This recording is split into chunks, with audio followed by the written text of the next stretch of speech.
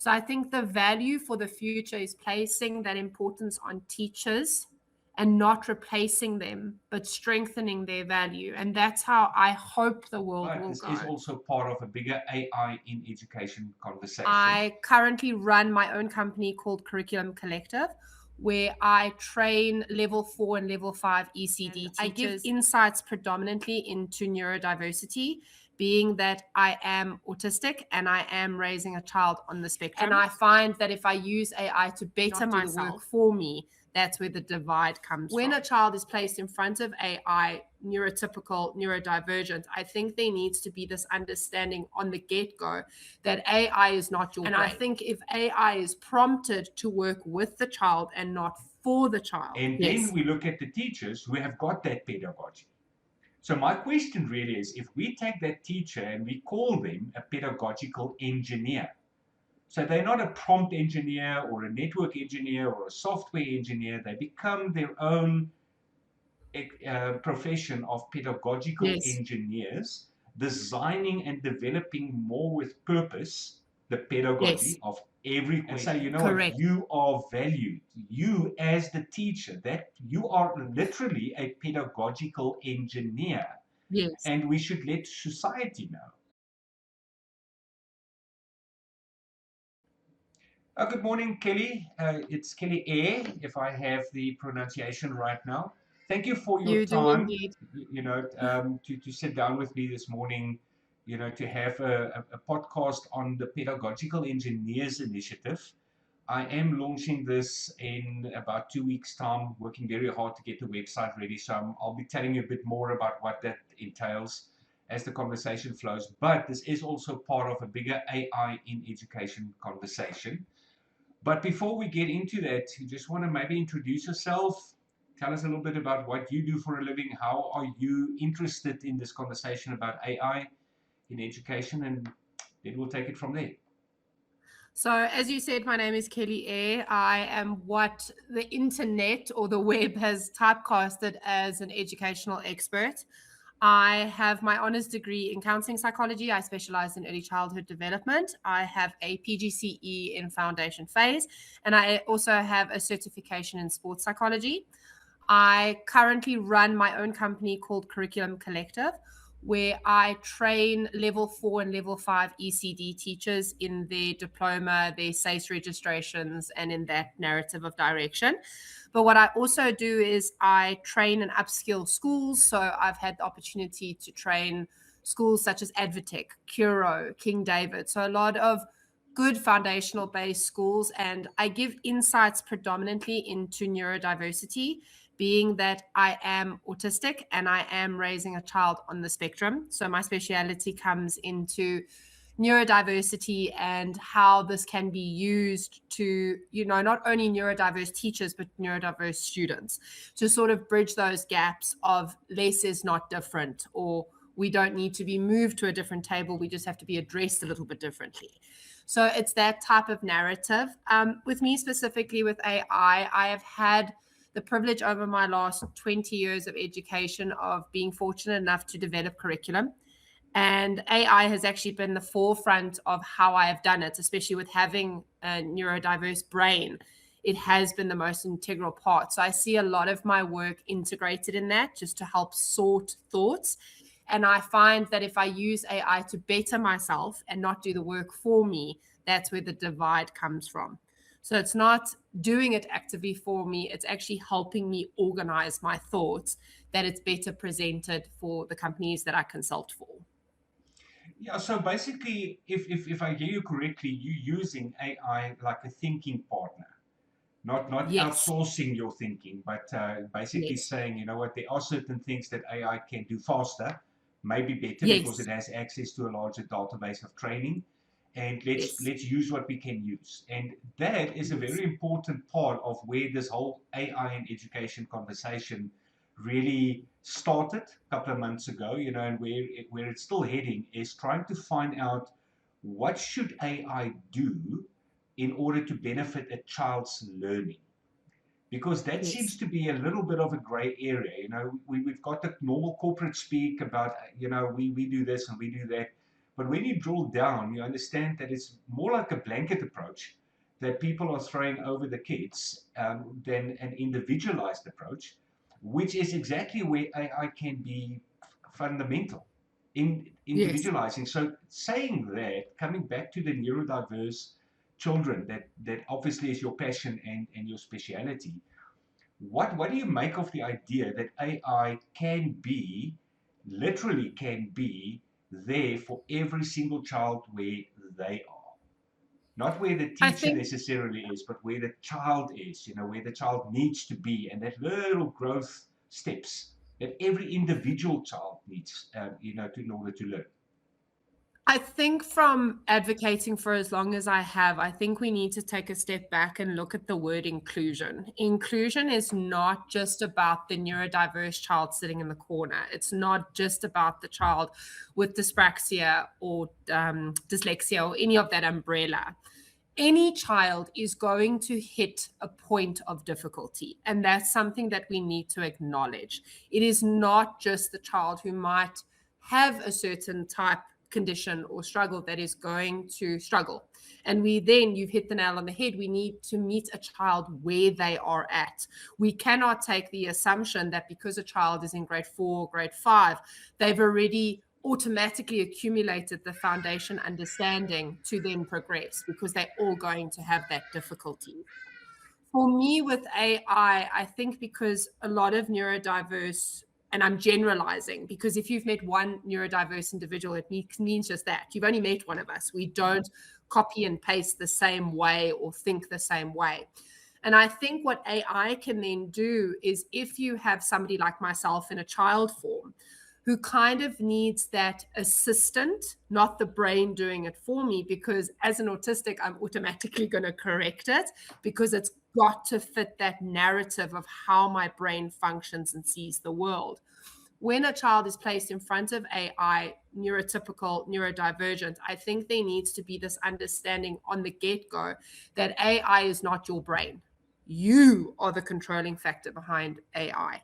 You need to understand that AI is not always correct. There's always a disclaimer at the bottom of any AI tool that says, please check this is not correct. And I think if we meet children where they're at and we find that gap as educators, we ourselves know that gap, and then use an AI to assist that gap building. We're not doing it for the children, but we're giving them a pathway for them to do it themselves. And that's the most important thing about meeting a child anywhere.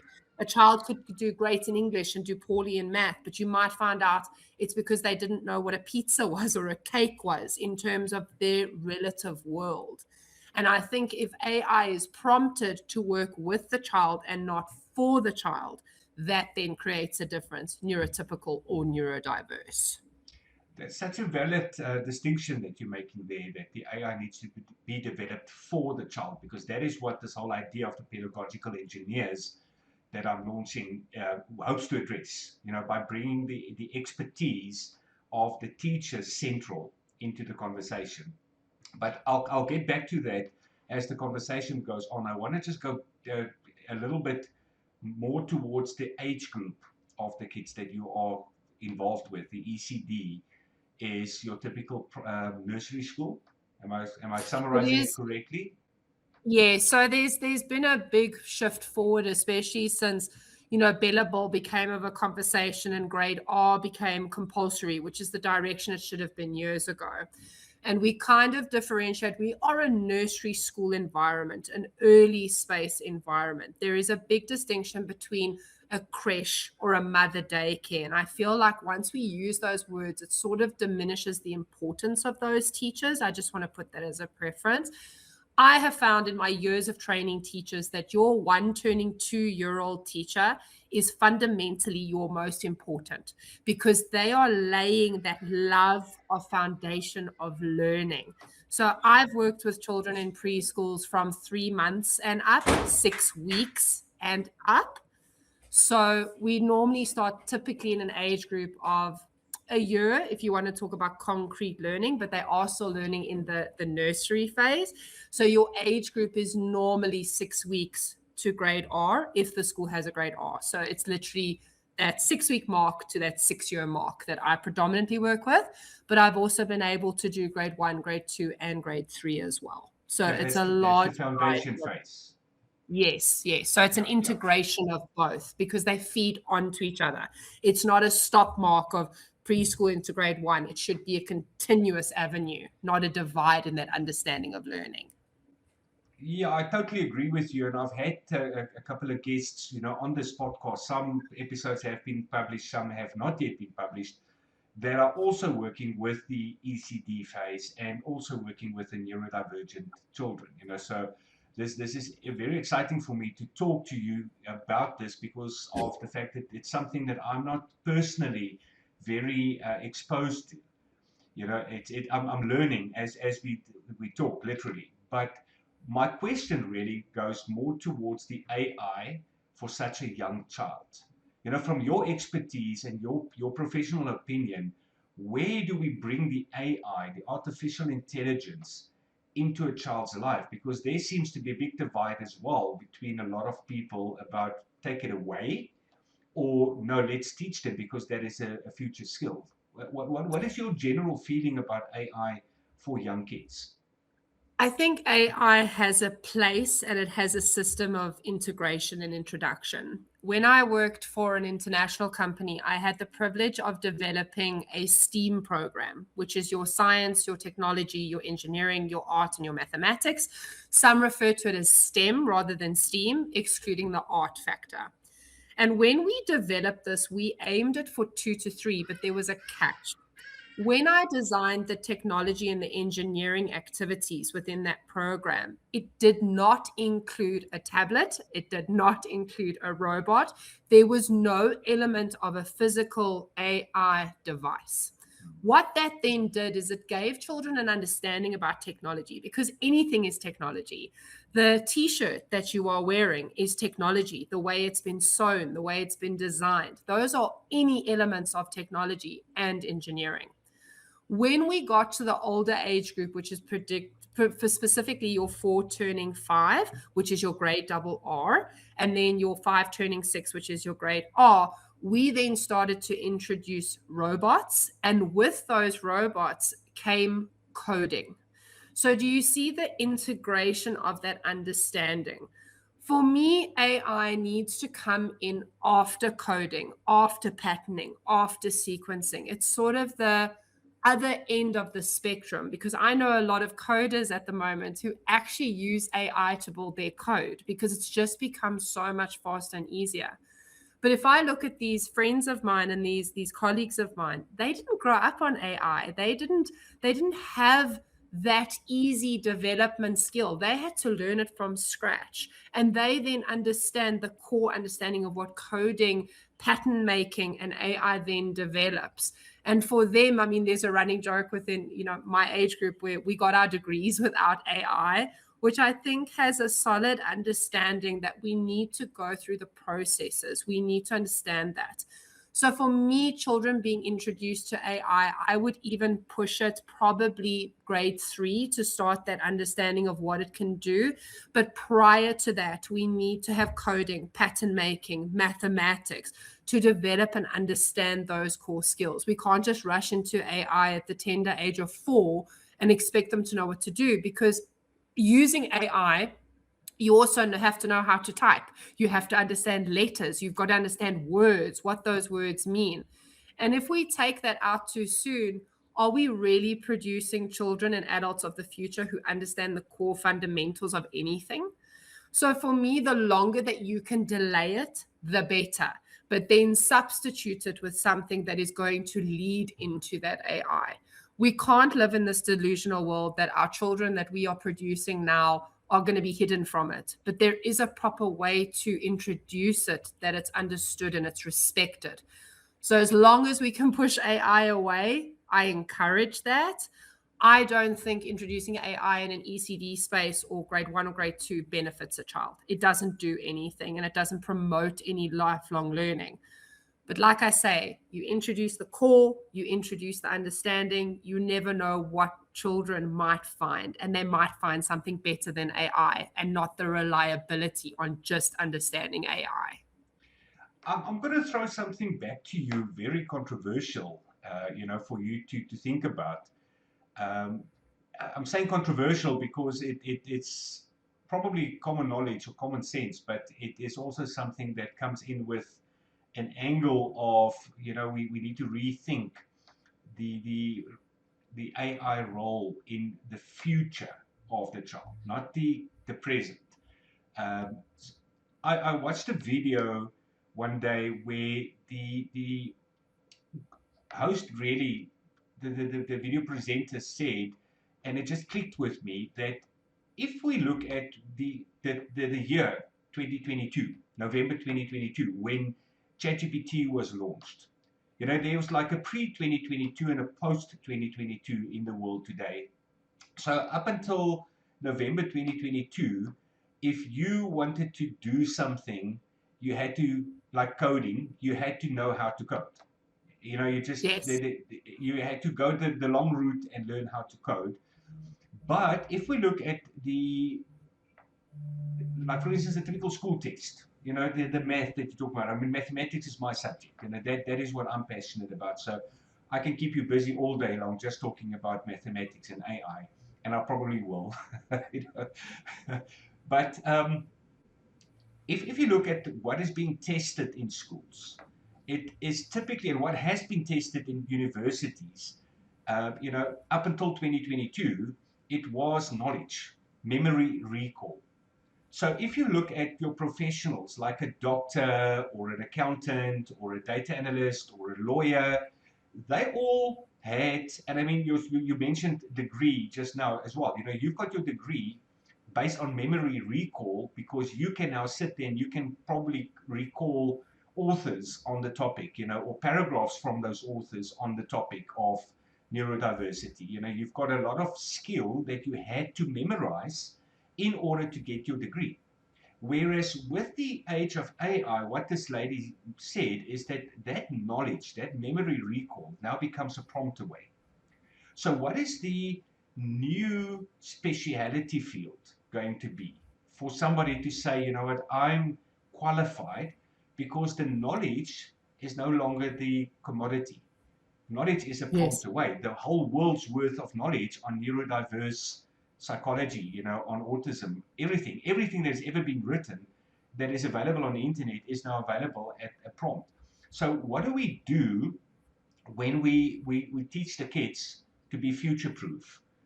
You know, Up until 2022, we taught them to learn, to study, to do brain maps and whatever else they need to do in order to go and write a test and pass the test.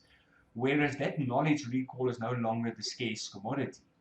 And what she says is, and I tend to agree with that, is what you do with that knowledge.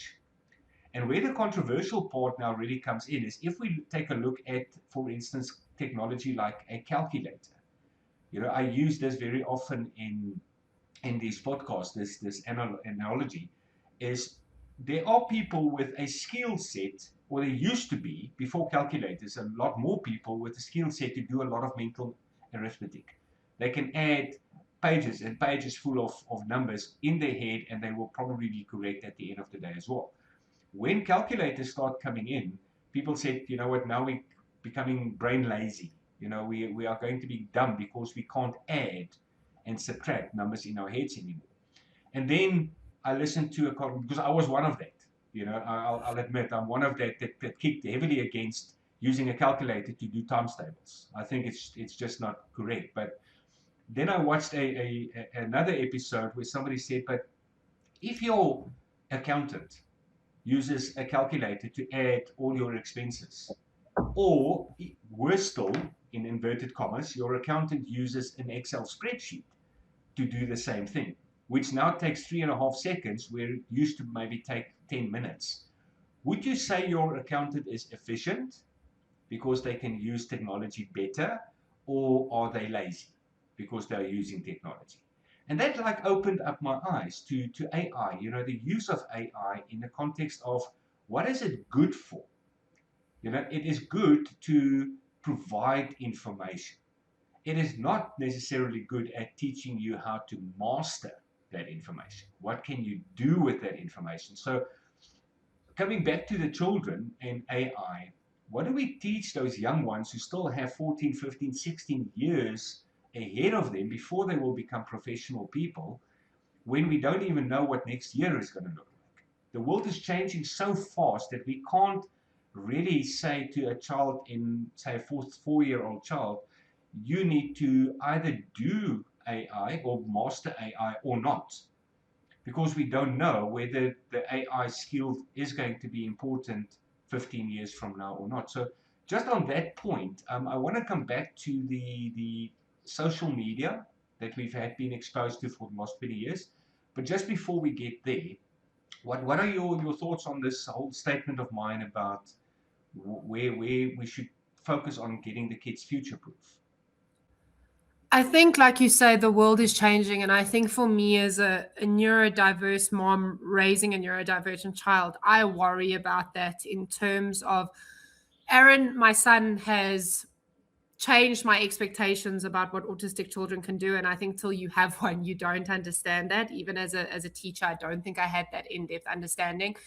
And I again worry about future proofing him because I don't know where his type of personality or his type of struggles is going to take them. But I think it comes back to the way that we as teachers are introducing new types of development and technology, and how we are almost acclimating them to what is available and how to use it. And you mentioned, your analogy about your accountant. Are they then efficient, or are they cheating in a way? And the moment you said that, a thought popped into my head when I was developing my reading program and my STEAM program for the school group that I worked for. I would never have been able to finish that program efficiently had it not been for the AI tool that assisted me. Not because it thought for me, but it helped that process. What I do worry about is I have a very close friend who is a graphic designer, and she is losing her income because of AI. That job is being removed from her because how much more convenient is it to pay an AI program and design images that you don't have to go through a graphic designer? So she's losing her ability. And I then think, what if I have a child that goes in that direction? What if one of my sons does? That worries me. But as a teacher, I kind of go back to that old foundational love of learning. And I think if you are exposed to the right teacher at the right time, you will then come to the understanding that AI is just the add on. It's not me as an individual working it on. Yes, AI helped me design that reading program, but the idea came from myself. I just bettered it. And I've always said to people, we don't need to continuously be reinventing the wheel. We just got to make it move that much faster. And if we are working alongside children who love reading, like you said, I could memorize, paragraphs. When I did my psychopathology module, we had to know, I think it was up to 20 different disorders, and you had to be able to do them verbatim. I loved learning. So it wasn't about crunching that information into me. I loved the way the lecturer spoke to me. I loved the way the biology teacher in high school spoke about these things. I loved reading because the English teacher, taught me how to value it. So I think the value for the future is placing that importance on teachers and not replacing them, but strengthening their value. And that's how I hope the world will go, is that we'll come back to this fundamental understanding of teacher importance, teacher integration, and again, that love of learning. Because I think when we love something, we'll master it. But for me, the future is about choosing the right teachers to help my children, my neurotypical child, my neurodiverse child, and not always giving them an out, because I carry that as a responsibility of a parent as well. My boys will eventually go to grade 1 and grade 2, and the assignments are going to start. I have kept literally every encyclopedia you could think of from my dad, from everybody. And I want that to be the core start, and then move on to, this is Google. This is how you use Google. We used to have one. Britannica was a big thing when I was in high school. I want that integration. But Kelly, I think the answer to your question is placing responsibility on the parents and the teacher. that AI does not become the parent and the teacher. It becomes the tool that they eventually will be allowed to use. So for me, again, it's that integration and importance on teacher-led information, not just the reliance of an answer. Yeah, there's so much I want to comment on, so I'm going to try and direct my thoughts, so we don't jump all over the place. Something I was thinking of while you were talking, if you think back, what is about 130 years, maybe 120, 130 years, uh, everybody had a horse. Very few people Yes. had a car. So, there were people who said the horse will never be replaced. But, the car is just more efficient. And it did eventually replace the horse in terms of transport. But the important thing, and this comes back to your colleague, the graphic designer, Yeah. horses have not disappeared. It has just become a very, very specialized field. People who know how to work with horses, how to ride horses, how to race Yes. horses, Yes. it hasn't disappeared. 200 years ago, every cowboy knew how to treat his own horse. Today, Yes. very few Yes. Yes. people know how to treat the horse.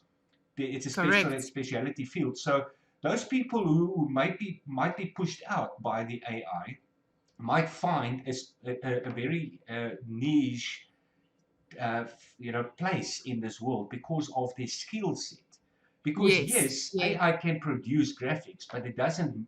I used to use this example. I haven't used it for a long time. Is that I can take the Mona Lisa and I can give it to an AI program and say, what, make the Yes. Mona Lisa sit at the beach, or give her Yes. sunglasses, or Yes. do whatever. But it doesn't create the Mona Lisa. It Yes, has of to course. start Yes, of with the course. Mona Lisa. So we still needed Leonardo to create the Mona Lisa, Of course. but now I can manipulate it. So Yes. there's a certain creative skill set that AI probably never will have because it is a human thing. And that Correct. Yes. idea of being human is something that's been so central in all my conversations about AI, especially AI in education, that we need to make sure what AI cannot do, so that we as Correct. humans Yes. can better ourselves at that. And one of those things is, for instance, human connections. Yes. Building a human connection. I mean, you and I are now getting to know each other because we reached out to each other on LinkedIn. It wasn't, Correct. I'm scared, I'm ashamed, or I don't like Yes. people. Just the fact that we are talking today is because there was a human connection made. But, and this Yes. brings me back to the point of social media, where I believe it's very important that we distinguish between social media and AI. Both require the Yes. child to sit with a device, or a Yes. computer or something. But we were promised, and you'll probably remember this, 25 years ago, 2007, I think, around there, 20 years ago, when Facebook was launched, there was this big promise that we are going to connect with people. You are going to connect with your school friends. You are going to Yes. connect with other people. So the promise of social media was initially connection between people, Yes. yet it had exactly the opposite effect. People started withdrawing. People are more lonely today than they've ever been before. They've lost the skill to make a human connection, to check people up, whatever. And maybe it was an unintended consequence of social media, but that is what we have. Yes. Whereas AI might actually now force us in exactly the opposite direction. So when we talk about kids being future proofed, shouldn't we really be teaching them how to make human connections? Shouldn't that be the real skill that we teach kids in the age of AI rather than teaching them AI? I agree with you, and I agree with you wholeheartedly in the sense of even in the career that I'm currently in, and I have a PR team behind me, and you're constantly looking at a following value to determine your value, and I think that's the same thing as why are we so focused on the number of people that follow us or that we so-called influence, rather than the friends sitting next to us to make that valued connection in how we see ourselves? There's a lot of psychology that goes into friendships, and we often choose people who reflect that version of ourselves that we enjoy. And I think chasing numbers and chasing people, that's not giving world connection. I have connected more with people at a conference one-on-one and been invited into their network and experienced more acceptance than I have from PR posting a video online that somebody may or may not see. And I think people have also, I think there's this big, also to go into social media about the world, into bullying, how easy it is for a keyboard warrior to make a comment about something where we then hold on to that. And as young children, they're going to do that because they see we have this great influx of influencers. And I've had a lot of conversations with people, you know, that are within MCing, let's put it that way. So that type of networking. And a lot of these kids don't understand what comes with that choice of career, what comes with that. It's not glamorous. It's not. I would rather shut off and have a friend sitting next to me for 3.5 hours watching a movie than be ingrained into the world of social media. And then as an adult, I battle with that. As an adult, I struggle with the following value. Human connection is one of the most important. And even as a neurodiverse parent, it's been very isolating. People are very judgmental. People point at Aaron. People say things that they shouldn't, you know, even be thinking. And then we wonder why people become so reclusive. So it's that both side. In person, it's harsh, but online, it's harsh. And I think irrespective of any form of social media, whether you are on TikTok, whether you are on Instagram, whether you are on what's it called now, X, I don't even keep up with that one specifically, but it's changing the face value of children's value. And I worry about that so much, that we are just so connected via a cell phone. We're not connected via human connection. People need people. I've always said this in the years that I have taught. Students need teachers. They need physical entities in front of them to show them empathy, apathy, care. You are not getting that from, like you said earlier, you're just gaining knowledge for the sake of gaining knowledge. What are you doing with it? If I can't be relatable to people in person, how am I going to be relatable online? I had a person a few years ago walk up to me, and he'd known me for quite a few years, and we were at a conference together, and he said to me, Kelly, you need to stop telling people that you're autistic. And I was like, well, I can't do that because if you Google me, that's my entire portfolio.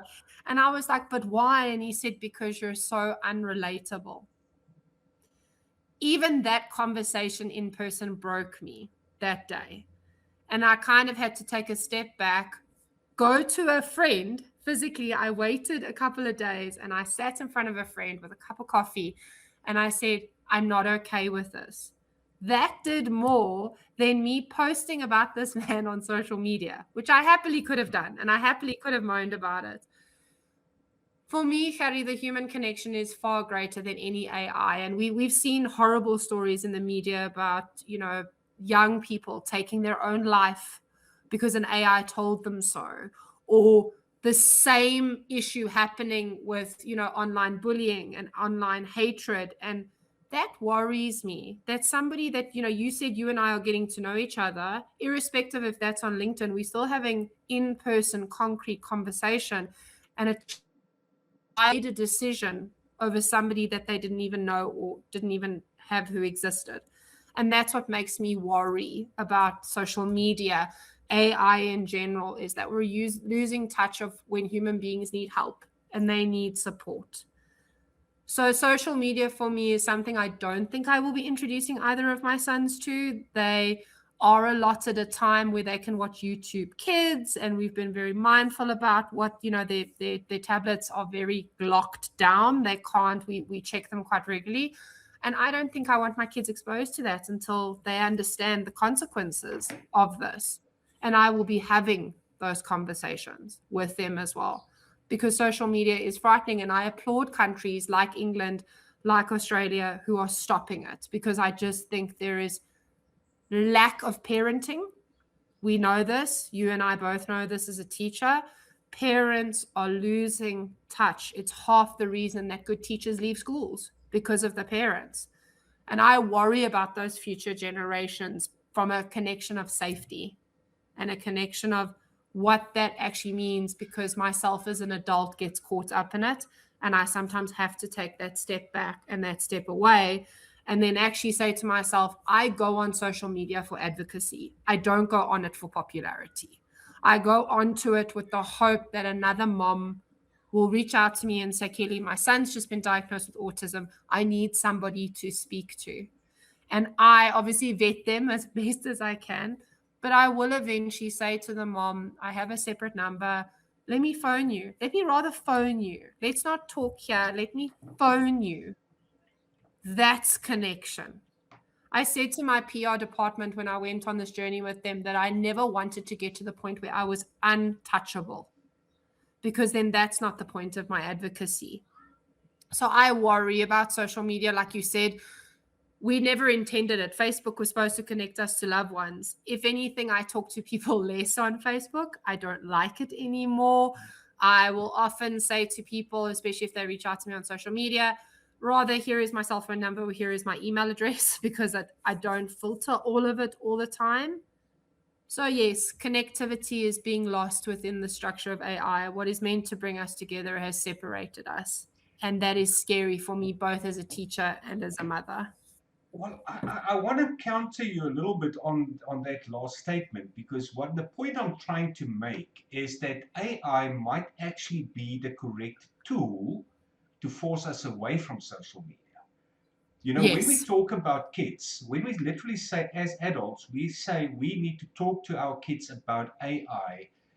And we've touched on this, and I'm going to circle back to this, is the future proofing skill that we want to teach our kids, you know, yes, is yes, I just want to make a side comment quickly, where also somebody that I listened to once said, if we think about what AI cannot do, it cannot go and enjoy a hamburger on your behalf. It will never be yes, able to go and enjoy a yes, hamburger, you know, or to go to a party or a concert or something on your behalf. So yes, that is a very profound insight into AI cannot replace the human connection. So when we say a hammer, if I give you a hammer, the hammer is yes, a tool. That's it. It's a tool. You know, you can use it to hammer in a nail into a piece of wood, or you can try a pair of yes, pliers, or you can try and wish it in. Ultimately, the best tool for it is the hammer. Now, when we look yes, at the damage that social media has caused, I'm not negating that at all, and I'm hoping that, you know, things will get better as the age yes, group, you know, the barrier to entry is raised for people to yes, start using social media. But even what you've just said about you wanting people to reach out to you is now happening in this conversation because it is going live on YouTube. So YouTube yes, can be good or YouTube can be bad depending on what the approach is to it. And your, you know, our conversation that started with a message on LinkedIn is now producing a conversation that somebody else can actually listen to, not read, not summarized. This is a long conversation about, you know, you can reach out to Kelly if you have a child that is neurodivergent. She knows what she's talking about. Don't you feel like, Hattie, any too much of anything is a bad thing? I think it comes down to what you're saying is, as much as it's connecting, if you can use anything too much, you can drink too much water and drown. Let's be honest. That's also the idea of it. But like I said to you at the beginning of the conversation, and I do agree with you, as much harm as there is, there's greatness. But sometimes that harm is very extreme. And that's the part that I worry about, when it becomes misused and it becomes misguided, especially with what I feel is a very immature youth that is coming forward. Are they using it for good? Are they connecting? Anything can be an aid. It can be a phenomenal aid, but it's almost like that Spider-Man quote. what's it? With great power Got comes great responsibility. responsibility. Yeah. Does our youth understand the gravity of that responsibility? Because me, as an autistic parent, watching my child in the world is frightening. Aaron has been misunderstood from day one. I've had grown men aggressively come at me when he's hurt his child. And then you said earlier, autism, that information is so readily available, and it is readily available. And there are a Temple, one of the most phenomenal founders in autism studies and all of that as well. But are they using the information? Because if you can stand there proudly and say, I support autism, yes, you support it until it upsets you. So even though the information is there, is it being responsibly used? That's my argument Sure. with anything. I'll answer you on that point in a moment. I just need to point out this is tongue in cheek, but it's also very serious for me. You can never do enough mathematics. Right? Agreed. And I come from the background that I had 8 different maths teachers from grade 8. I think it's half the reason that I did not enjoy mathematics. It was literally, and I joke not with you, Kelly, I did a bridging year before I went into my degrees, and I had this phenomenal maths teacher, and he came from Ghana, and he just had this amazing way of making math entertaining. And I kind of look back and I go, why didn't I have that in grade 8? Because everything made sense within 6 Well, months. It didn't that, make that sense in 4 years. that is something that I think we will definitely circle back to in this conversation going towards the end, is why did you not have that in grade 8? That is the exact question that I'm trying to address with the pedagogical engineers, is to make sure that we get that. Just coming back to the discussion about social media, I think I need to just point out to you that I am not for social media at all, not even in moderation. I think it's a tool that has just basically damaged a whole generation of people, made Yes, them isolated. I'm making the point that AI could actually be that one tool to take us or to repair the damage that was done by correct. social media. So where Correct. somebody says, what, you cannot use Facebook or Instagram or TikTok before you're 16, I say, great. Why don't you just make it 20 or 25, or make it 50? It's Yes, some, but AI requires that same child to now sit with the device, and yes, yes, that is where the caution needs to be, because the child sitting with the device 5 years ago was most probably sitting on Instagram comparing themselves to somebody who's making themselves out to be rich or famous or good looking or whatever, correct. and they measure themselves against standards which non-genuine standards. But you used the word earlier, the network. Now, if we take the Yes, word network and we turn it into a verb and we make it networking, that is yes, the skill that business people need to have. When you start your own business, you have to teach yourself. You have to learn how to approach people. Networking is a correct. very, very valuable human skill. And my question really for the young kids, we'll talk about the AI component in a moment, but just the future proofing skill that we need to teach our children is how to Yes, network. That's my question, really. Is we need to teach them that valuable skill of not going out there and making a fool of yourself, in the sense of, um, how shall I put this? It's actually harsh to say fool of yourself. That's not what I'm trying to say. It's more um, having confidence to fail in a conversation. Knowing that not yes, everybody's going to be on the same topic level as you. I mean, I was just making a correct. joke about the fact that you can never do enough mathematics. A lot of people will laugh at me in my face and say, no, Harry, you have got it all wrong. There are way more important things to do than mathematics all day. And I'm prepared Yes, to face that ridicule. I'm prepared to face the yes, backlash of something like that, because I believe in mathematics.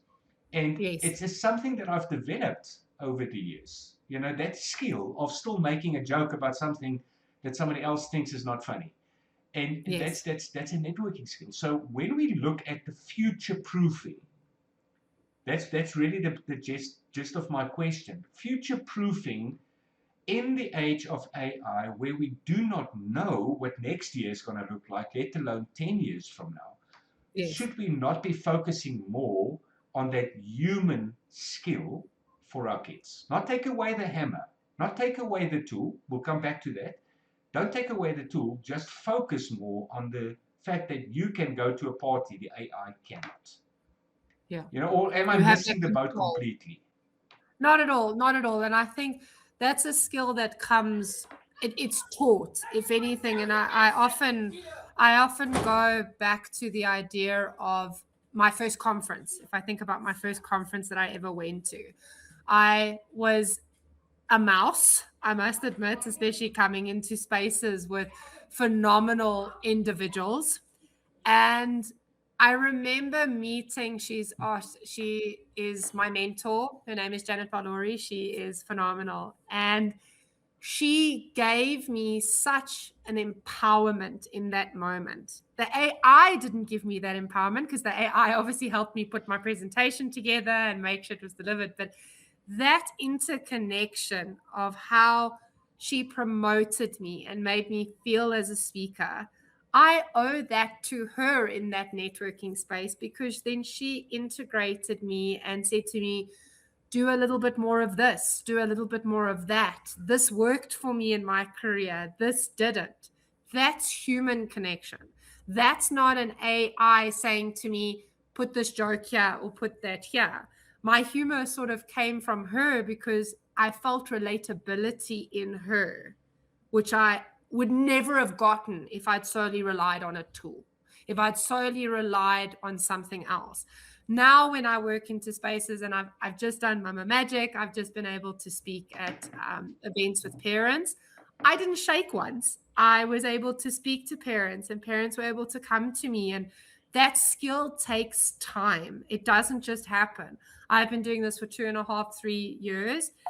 It's given me a skill I would never have gotten from anything else. So, That's the importance of it. so you That's agree, or are we in agreement that the AI is not a bad thing, but it still no, is just a tool, it whereas is a the tool. skill Yes, needs to be human.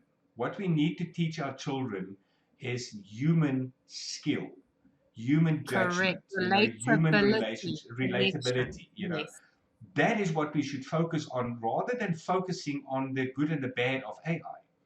I mean, correct. social media has proven to be bad. We can look back and we can say, social media wasn't what it was made out to be. It made people Yes, more lonely. When we look at AI as a tool and we look at an agent of AI, not just your normal large language model, but an agent, something that is written to do something, and that yes, something becomes the friend. Because I know exactly what you're yes, talking about. That's an agent that was written by yes. two guys in America that was supposed to be the friend for the child. When you don't Correct, have any friends, you can have this conversation. But the correct. important thing about an agent is that it is manipulated with its own guardrails by whoever Of course it is. writes Yes, that. So we don't know what those guardrails are that these people wrote into the agent. But yes, it actually encouraged children to take their own lives. How ridiculous that may even sound, that thing did not have a guardrail, or a stop street to say, I don't cross this line in this conversation. When I pick up that correct. this child has got depression, I don't Yes, encourage, to go and take your own life. I stop. I rather point you, and I'm saying this from experience because I've got my own AI agent. We'll talk about this, but I've got my own AI agent, and I think just on the weekend or last week, I wrote instructions into this AI that says, if you pick up that there's some kind of a suicidal tendency, you stop and you give that child suicide anonymous number, or you tell it, go and speak to an adult, or this is your correct. instruction. You do Yes. not deviate from that. You don't encourage this. You stop. Yes. But these people, apparently they didn't. And I'm saying apparently because they don't have enough information to point fingers. But it sounds like they just actually wanted the kids to be on their platform as much as possible. So they were selling presence on the platform rather than friendship. So Yes. when we talk about human connection and we talk about AI and we talk about young kids, 4 or 5 years old, how do we bring that together now? In terms of, do we teach a 4-year-old how to use a hammer under supervision? Maybe, because otherwise Yes. you're just going to hit your own finger. But we still teach them how to use the tool, or do we keep the tool away from them all, completely, so that they don't know what the benefit is of having knowledge at your fingertips? You see, that's where I the, the, think the, the, the original question about the age group that you are dealing with really comes from, because it's not my personal field that I work in, is more the older kids. So when we look at the younger kids, do we actually keep AI away from them or not? What is your professional and personal opinion on that? I think with well, I think with excuse me, with AI and any conversation, and the thought that comes into my head is a lot of what we deal with difficulty with parents who sort of shield them from the realities of the world, whether that be death, whether that be, sexual progression as we grow, that type of thing. If we are going to hide those realities, including AI, which is you can get that information from AI, it's the same thing. Children will, because you said no, I'm going to go get more from somewhere else.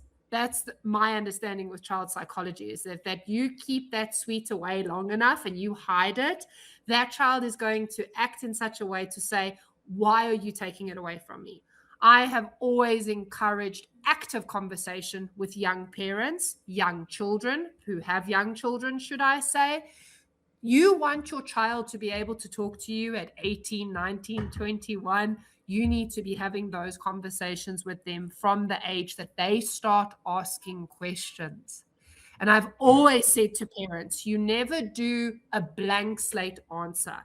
You provide the correct information until the child stops asking why. So it's the same with AI. Children are highly verbal. We know this. They've come far away from the generation that I was born, 90s, 80s, 70s. Their verbalization is a lot more, sometimes, not always.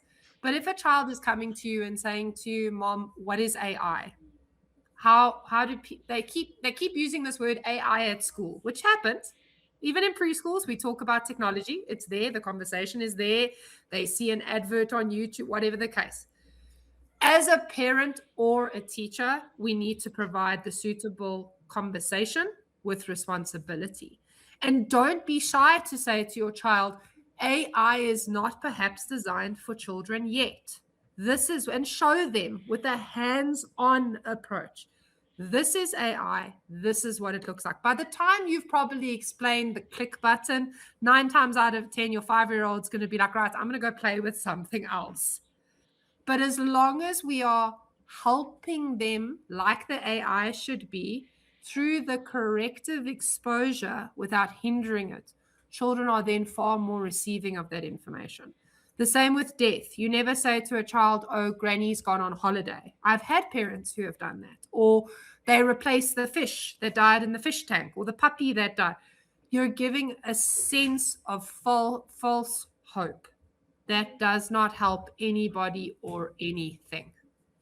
So, if we, young children specifically, if they are asking, give the correct answer.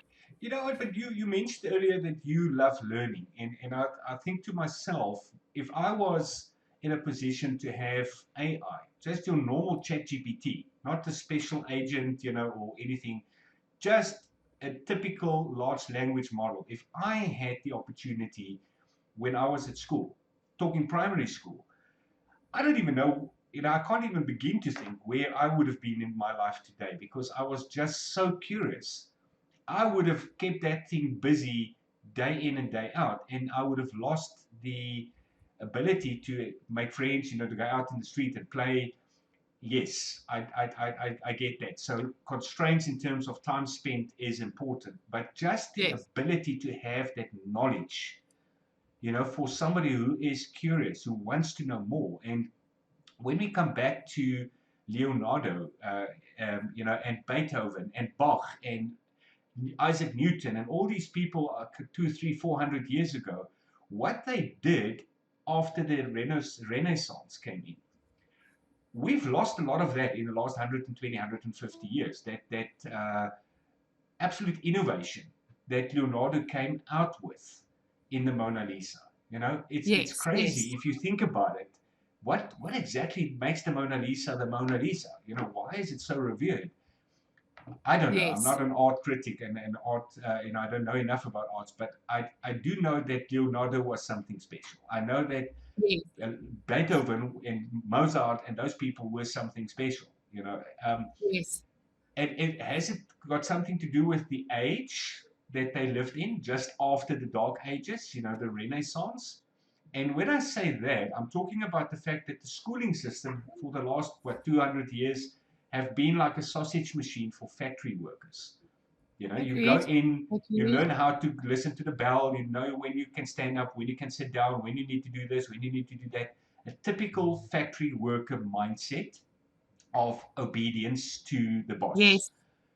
But Yes. now Yes. AI is saying, let's disrupt that. Let's give these children a tool where they can get stimulation and knowledge and facts and everything as much as they want to. Who's to say we're not entering a new Renaissance period where we might Agreed. actually Agreed. find your child that has got autism might end up 20 years from now to bring something together, mentally, intellectually, that we cannot even comprehend at this stage. It's like trying to figure out Beethoven's Ninth Symphony 300 years before it was written. It's just not Of possible. course. Yes. We can now look back and Yes. say, okay, that's a great tune, but you can't think of it before it happens, before the right person ends up in the right place. The same with Albert Einstein, Yes. coming closer to home for the mathematics. The stuff that he dreamed up, in his relativity theories, is still used today. Some of them are even Yes. proved now, only after all Yes. these years. They are only being proven correct now. And he was as confident. Now I know I'm right. And we seem to really have lost some of that innovation in thinking over the last 100, 150 years, I think. And I'm But hoping that don't AI is but going to release a little bit of that again. but Harry, don't you also think it's the context of how it's introduced? I am a book nerd. I collect books. I love the way they feel and they smell and the contents and the world and that comes from A, my mom, and B, the most phenomenal English teacher. But do you not feel that it's maybe the introductory line into, the Mona Lisa? You learn about the Mona Lisa, you learn about Leonardo. They're one of the same in its way. It's sort of that scaffolding and an extension of your knowledge base of what you're exposed to initially. I fell in love with Lewis Carroll. He obviously wrote Alice in Wonderland.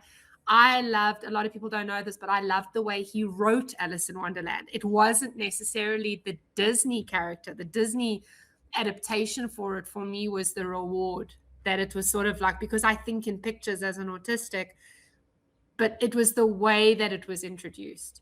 It wasn't the simple answer of go search for it on AI. It came with relevance and understanding and sort of that connection, that that's something that Kelly loves. And now, even as an adult, I collect. My friends know, if you find anything Alice in Wonderland, you get it. I will pay you back somehow. But it came from a level of introduction. I love now that if I get stuck on something and I'm like, oh, I wonder if Lewis Carroll, if there's a, you know what I'm saying? I use it as an add-on, not as a first introduction, not as an introduction to the insight. I would rather receive a picture of the Mona Lisa first, that it's palpable, it's touchable, it's tangible, rather than just having AI describe what it was for me. So what I was stopping you to say is, don't you think it's not just about AI, but it's rather where that introductory level comes from, which is what I think we were talking about that pedagogical engineer, where it's their lean in that gets that child hook, that encourages the artist to become the graphic designer. And AI is then just the assistant into that world. That you were saying earlier that we're losing a level of creativity, and we are. I follow a lady that she put something through AI where she collects craft things, and she asked AI to give it suggestions on what she could do with it. And it used relevant pictures on the web of what it could find. And what she ended up creating in her own mind was an add-on to what AI had suggested. She had taken it further. So for me, yes, it is the tool. Don't take away the hammer. But for me, it has to come from an internal desire and somebody driving the desire, not a But technological app. let's talk about Leonardo the child. You know, Leonardo da Vinci as a teenager. Who would have known to introduce him to art or engineering or anything like that? This is my point. Every child really develops their own interest level. You developed it in literature, in books. I developed an interest in mathematics. And I'm going to tell you something. If we look at Elon Musk with SpaceX, when I was in standard 5, which is now these days is grade 7, I will never forget this. I started getting interested in rockets.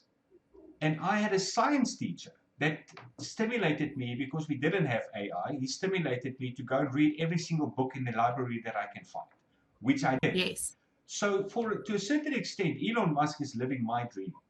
you know? Because this was my desire in grade 7, standard 5. It was such a huge drive for me to design and build rockets. Yes. That has diminished over the years because I found more of a love in mathematics than in physically Yes. building things. But Yes. let's talk about Leonardo, the child. He wasn't necessarily introduced to helicopters and the human anatomy and art as such. Or maybe he was, and it clicked. He said, you know what, I love this. This sounds interesting. The idea of actually studying the human body, the tendons, the muscles, so that the Mona Lisa has got this smile that is just perfect. The facial Yes. muscles is just perfect in making that faint smile. Whether that's what actually makes the Mona Lisa great or not, I don't know. I'm speculating. But every single child, this is my point really, is that every single child, your child and every single child out there has got some kind of a trigger for something. Some of them might go into medicine, some of them might go into engineering, some of them might go into business or finance or rocket design for that Yes. matter. And we won't know until it clicks. And how do we It make has to. sure that they get exposed to all of that? We need to encourage curiosity. We need to encourage It them to isn't. go and do as much as possible. But Kelly, you talk about NASA did a study on creativity. I don't know if you've heard about it, where they tested children over 5-year increments, and they tested them in lines of creativity, and the percentage decline in creativity and emotional intelligence depleted so much, but that those in the spaces that was encouraged then went on to generate creativity. And that's what I think we do to children when we isolate them only to one exposure. We all have certain triggers. It's the same in human psychology when we talk about depression. Everyone has the susceptibility to be depressed, but it's how they are exposed to that. My argument is then AI is a phenomenal tool to use, but it's not the only tool. That trigger that you're talking about, we find our dislikes and our likes. Like we said earlier, I had a massive disconnect with mathematics, a massive one that I think, like you said, if you'd had AI in your younger years, I probably would have liked math more because AI probably could have explained it better than the 8 math teachers from grade 8. But I think that it's that exposure and that availability. But I think with AI, it doesn't only have to be AI. It can be so many other facets. AI is just a strengthening tool, and it needs to be understood in that way. And that often, like I said, with my STEAM, we kind of have to do it in processes. Don't hide it, don't shame it before you understand it. But it needs to be a collective element, especially with the youth. As a preschool teacher, our pride and joy is getting children to draw themselves. A lot of parents don't understand this, but we learn so much from that child drawing themselves, not finding an AI generated picture of them drawing themselves. There's so much humanization in that approach that I don't ever want a child to replace a show and tell with an AI image, because I want their creativity to be the prime leading factor in that exposure. I didn't like math because of somebody else. That's very sad. But now, as an adult, I can still be creative. And I think adults lose their creativity. They lose that sense of inanimate objects being, like you're attached to a teddy bear for a reason, because you feel that sense of humanity. So I think for me, the triggers are there, but it's us as humans' responsibility to then guide it to the child's wants, not necessarily that of our own. Because as parents, we do that. My dad always thought between my sister and I, one of us would be the engineer. That didn't happen. We both ended up becoming teachers. But at the same time, I am grateful for the way that he exposed us to other things as well. So it's AI needs to be a give and take. It can't just be, it is the answer. There's got to be more than just an AI companion. And the answer to that is humans. Exactly. The answer to that is humans. We need, when I say AI, I'm talking about AI as a tool for knowledge. That's it. It's a tool for knowledge. It's the same way a hammer is a tool for putting a nail into a piece of wood, and a hacksaw is a way to cut metal and or angle grinders, Correct. whatever. Yes. So the key word you used there was exposure. And that's what Yes. I'm coming back to, is that social media is not something we want to expose our kids to. Whereas I think AI should be something that we can expose our kids to, because some kids like me would have been a total nerd and just spent all day absorbing knowledge, where somebody else would Yes. spend their time running around on the rugby field. Yes. It's whatever works for that child, but it needs to be exposed so that the child says, I Correct. like this, but I don't like that.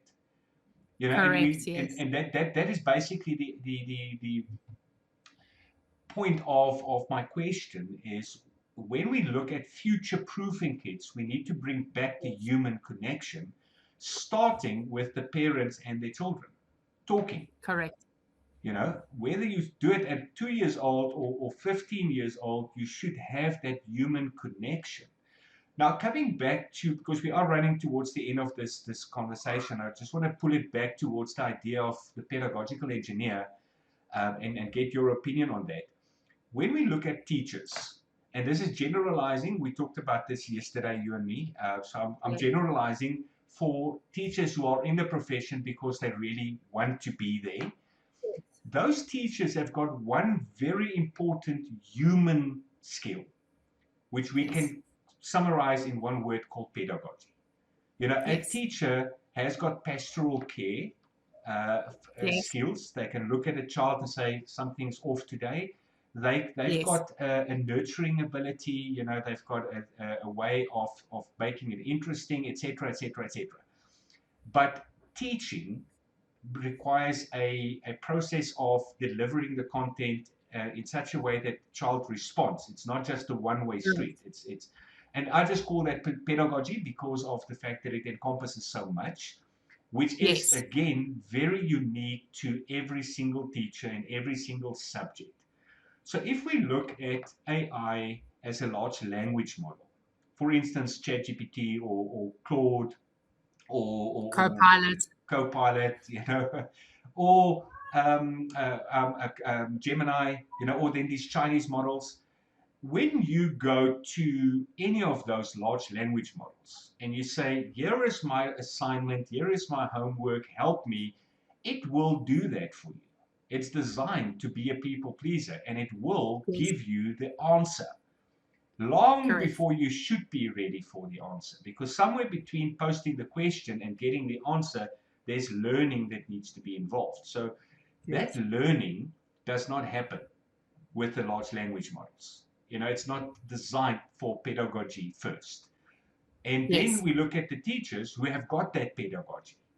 So my question really is, if we take that teacher and we call them a pedagogical engineer, so they're not a prompt engineer or a network engineer or a software engineer, they become their own profession of pedagogical Yes. engineers, designing and developing more with purpose the Yes. pedagogy of every question, and feeding that into the agent that we talked about earlier.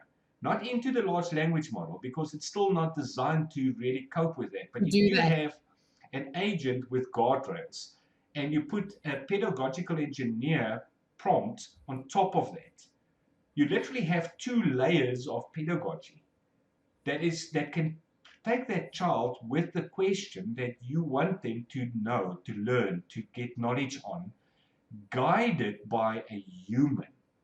And for me, Yes. that is so exceptionally powerful, because you are literally taking the human and say, believe it or not, you can guide how the AI responds.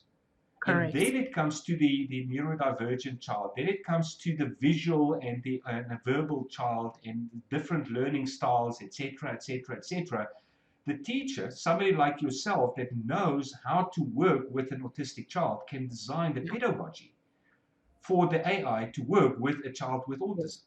I may not be Yes. able to do that. I might think outside of the box in my own mind and say, okay, yeah, you know what, I can do this. I can literally take a child with autism and teach them something. And you will look at that design and say, nah, Harry, you have got no idea Lost what the you're talking touch. about. Yes. But Yes. you, as Kelly, can do exactly the same thing and come up with something that works. And ultimately, it's Yes. the AI tool that supports the child, because you and I, as pedagogical engineers, actually got involved centrally in the Yes. process. We, It's we didn't asking the sit. right person. Yes. It's almost going. I completely understand your analogy in the way that my brain functions. It's almost like going to the English teacher and asking them to do history without the proper back understanding of it. You're not seeking the correct information from the source that benefits from it the most. And I think that's where teachers kind of lose sight, is that it has to kind of holistically integrate within the child. What you're speaking about is repetition and progression. It's that double layering where it's reinforced in both the capacities in order to support the child. It's not one solely relying on the assumption of the other. It's coming from a concrete understanding, but it's still adaptable. Because like you said, like, I, as an autistic individual, 9 times out of 10, it's not guaranteed that I'm going to gel with the other autistic individual. But if there's a baseline of that understanding, it can be extended and scaffolded, if I'm getting you correctly. Yeah, but But we need to look at the holistic child as well, that it if comes together as one.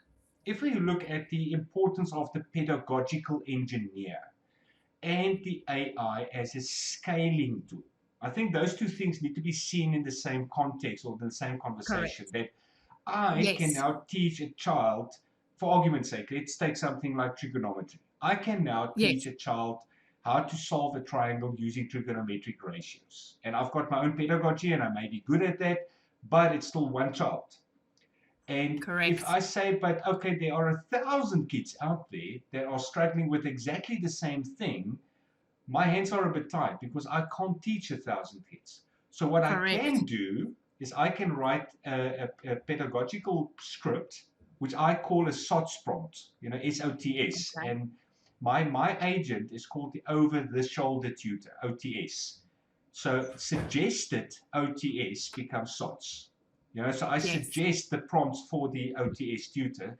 I can go and Correct. write a SOTS prompt where I know what needs to be transferred in the process, how many questions I need to ask before the child responds, and But Correct. here's the important thing about AI that has never ever been possible.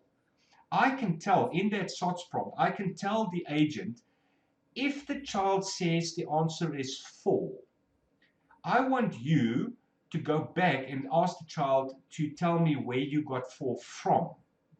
And the Okay. agent can now have a literal conversation with the child. Correct. I would have done that myself as a human. I would have had a Yes. conversation. A computer program cannot have a Yes. conversation. It can say you're right or wrong, or provide remedial exercises, but AI, because it is based on a large language model, it brings Yes. that tool to the table of a conversational style. So you can Correct. prompt your agent to have a conversation with the child to discover where's your learning level, your skill set, your interest level, Yes. your learning style, everything that you want the agent to know, you can actually prompt into the design of your pedagogy. And the AI Correct. will move within those guardrails. Maybe not 100% Yeah. perfect, but it can Yes. now suddenly scale up. Now Correct. suddenly, Kelly can actually help 1,000 autistic children, whereas 5 years ago you couldn't, because you are literally limited to geography and places and time.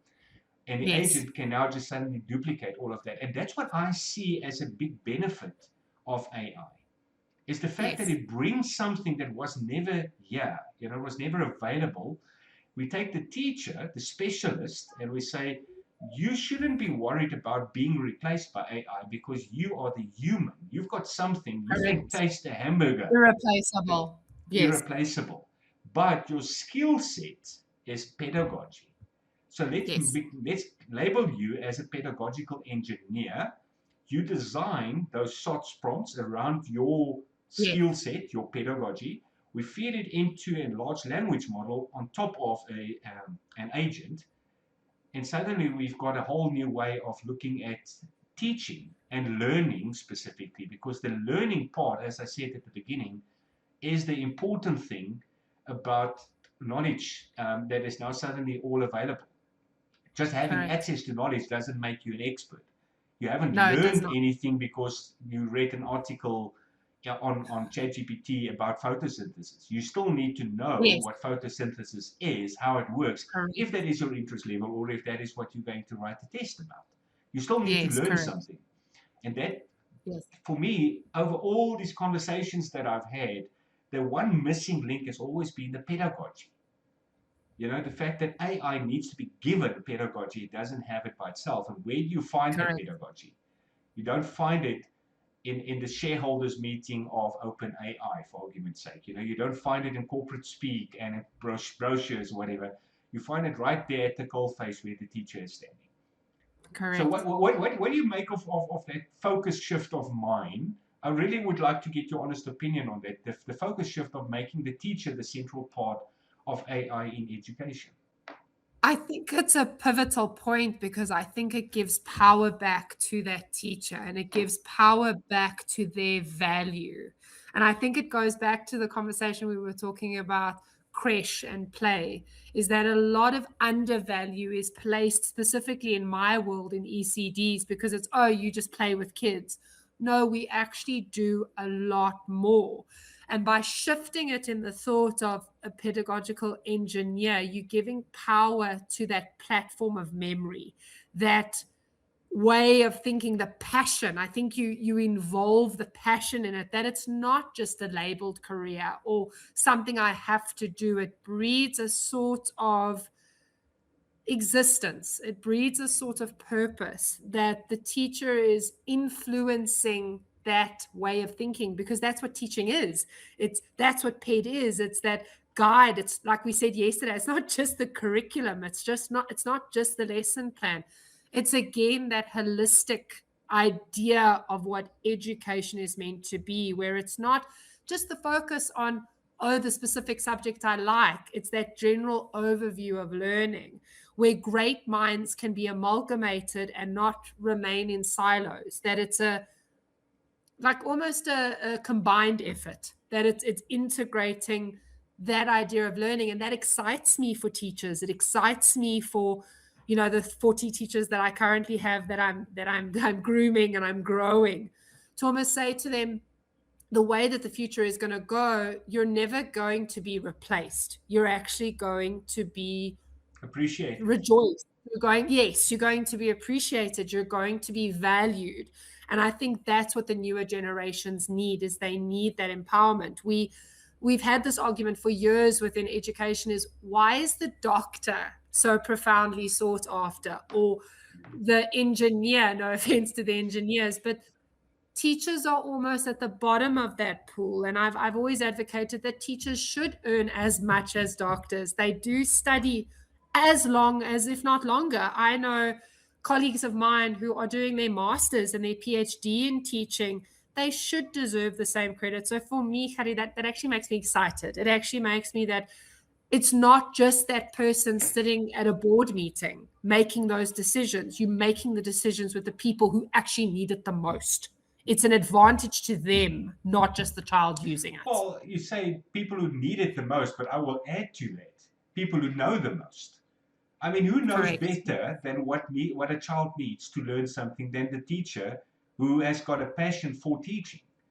It's Yes. not Yes. that it's the CEO of an edtech company that knows how to teach, for argument's sake, an autistic child. It's you. Yes. You know how to Yes. teach something to an autistic child. And Yes. that even though we may not necessarily have a solution for the pay level, the pay grade of teachers to fix Yes. them into Yes. the higher levels, we can at least do something about the recognition and say, you know what, Correct. you are valued. You as the teacher, that you are literally a pedagogical engineer.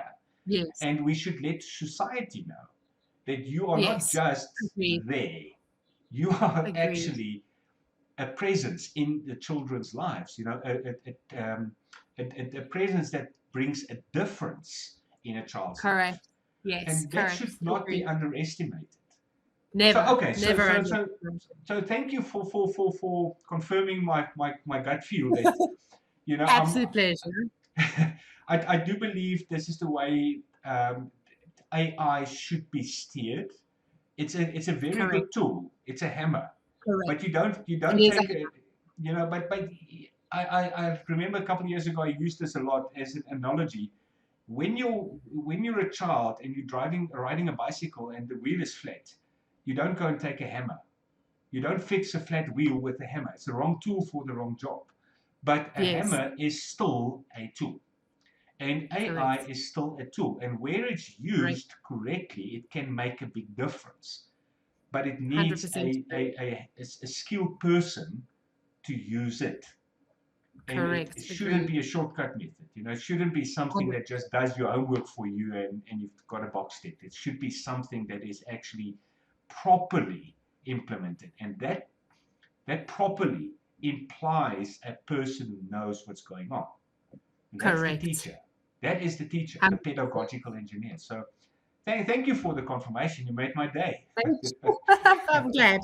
I'm glad. I'm glad. But yeah, Kelly, thank you very much. We only really got to that portion at the end, but I really enjoyed this discussion about I the did as well. neurodivergent children, the ECD, the younger kids. This whole discussion about social media was really, really nice. I enjoyed that a lot, and I think it was a Thank you very very much. valuable um, platform, to lead up to the idea of the pedagogical engineer. So thank you. Thank you for having me. I really appreciate it.